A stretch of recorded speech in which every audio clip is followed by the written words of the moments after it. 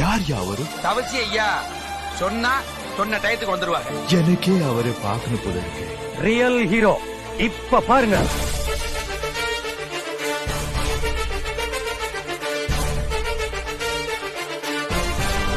நான் ஒரு தடவை சொல்லுவேன், ஒரே தடவை தான் சொல்லுவேன். கேட்கல அடிச்சு சொல்லுவேன். துண்டா அப்படி எடுத்து வச்சேன்னா பட்டைய கலப்ப போறேன்னு அர்த்தம்.